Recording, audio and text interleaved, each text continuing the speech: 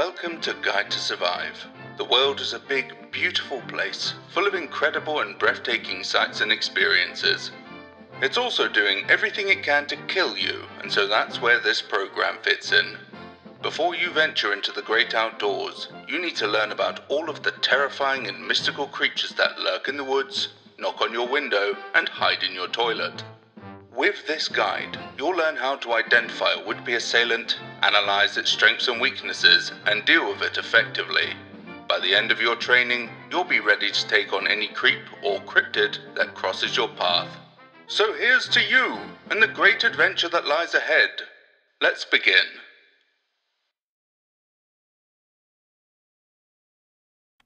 Target analysis. Name: Imp. Class: Cryptid, magical creatures. Habitat: natural, rural, and urban environments. Global.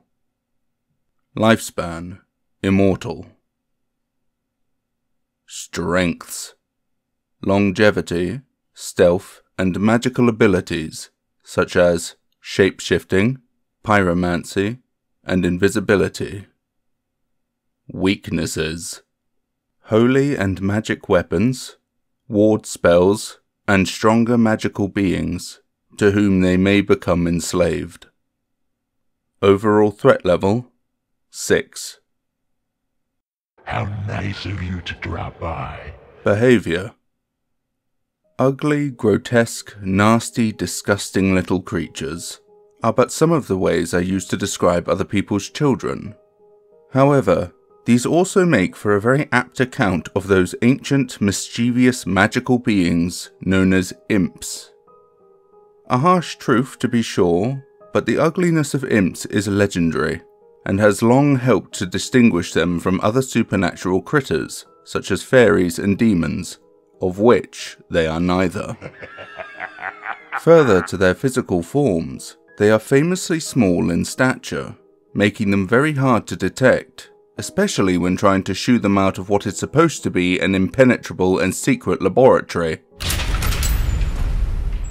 What's more, is that while they are often depicted as little demonic humanoids, they can also appear as small animals, such as cats, etc., only with a more devilish look than your regular household tabby, making them one of the most physically diverse cryptids known to brain.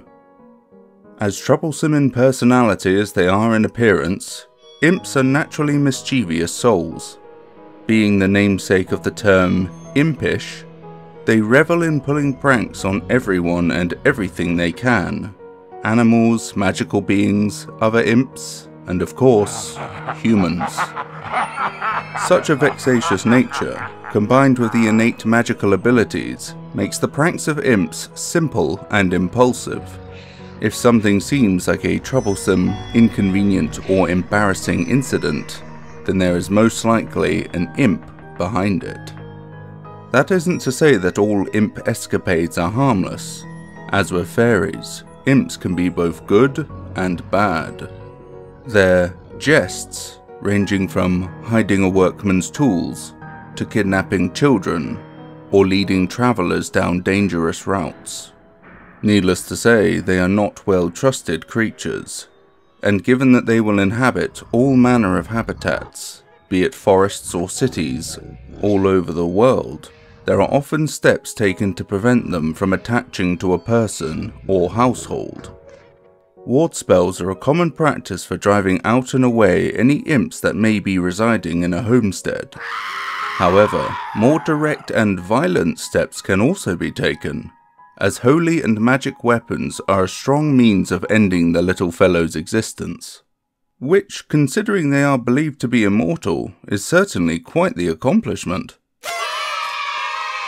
Alternatively, if there is an interest in keeping an imp, but restricting its freedom, they can and have been historically bound to certain items, such as bottles, jewellery, or weapons, which would make quite the gift for your more interesting loved ones. Unlike many magical beings, imps will seek out humans, mainly as a source of entertainment, but also because they are in fact quite lonely creatures at heart. Secretive, they will hide in the shadows of a homestead when attaching to someone. From here, they will go about causing mischief in order to gain reactions from the unsuspecting humans. It is believed that this is their way of creating a relationship between them, twisted as it is. Those imps that lean towards the more affable side of life can form relatively good-natured relationships with humans. Despite of this, an imp's nature will not change and pranks will still be in abundance. Additionally, imps can be found in pairs and groups. However, not for particularly long, as their roguish behaviours work against themselves, even with those of their own kin. While not the most powerful of magic users, they have a wide variety of abilities to aid them in their rascally lifestyles, such as pyromancy and invisibility. This, however, also draws the attention of more powerful and ambitious students of the arcane, such as warlocks and witches, who will overpower these creatures and enslave them to do their bidding. It can be known when an imp is enslaved, as its pranks will become far more dangerous and elaborate, with the clear intention to intimidate or cause harm at the command of its master. While these ties to darker, more villainous magic users do not come by choice, there are some imps that are said to serve the devil himself. Whether this is out of fear, control, or devotion is as yet unknown. And they say working for me was bad. To conclude, imps are undeniably fascinating and inarguably irritating creatures. While having long lifespans and adept knowledge of spell working, they are subject to their nature and cannot break from mischief, leaving them isolated and lonely. Or worse yet, a target for those with nefarious intent. Many are harmless, and many are harmful, although perhaps not always intentionally so. They'll pick a person seemingly at random, make themselves at home within a residence, and begin forming a bond with the inhabitants. You can live with one, if you have the tolerance, or expel them with relative ease. But remember, not all imps are acting of their own volition, and thus, not all pranks are harmless. Stratagem. So, here's the scenario. Terrible news! You've successfully pissed off someone in the magical community. By following these guides to survive, you now have an unseen adversary, and in his or her plans to defeat or destroy you, they have sent their imp to exact their revenge. Your plan of attack. Firstly, home security. If you're a shut-in and don't go out much, then place ward spells around your property. This will deter the little imps from being able to enter your home, even if they try to hide in your next Amazon delivery. Secondly, to arms. Taking the fight to them, eh? Very nice. Get your hands on a holy or magical weapon, or something that you can use as a weapon, like a blessed ironing board, and use it against the imp, destroying its physical form on this mortal plane. Thirdly, spellbound. Fancy keeping it around for future purposes? You really are learning from me. Use a binding spell and any item you have lying around you that you don't mind keeping an imp in, then trap the little creature and exploit it for your own ends, just like me, your hero, does. Fourthly, Operation Karen. You would like to speak to the manager. Ignore the imp, it's just staff after all.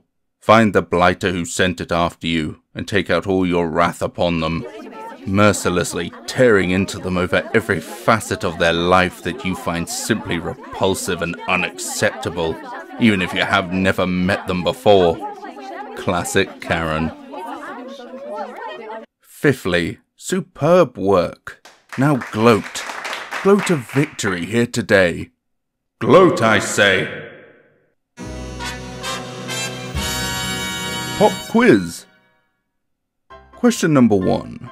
Is it true that imps will intentionally interact with humans?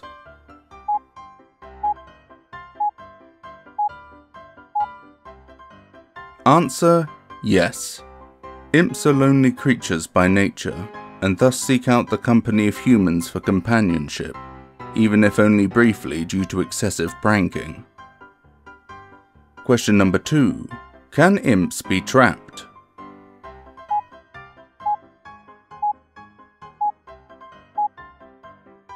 Answer: yes. Imps can be bound to various items, such as bottles, daggers, etc., so long as the binding spell is used properly. Question number 3. Will imps seek work from magic users?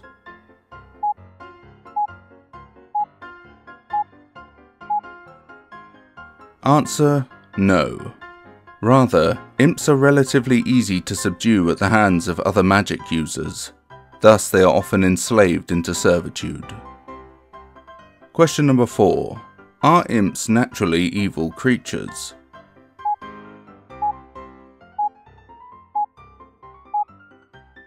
Answer: no. All imps are mischievous, but not all are evil. Question number 5. Do imps only resemble small, grotesque humanoids?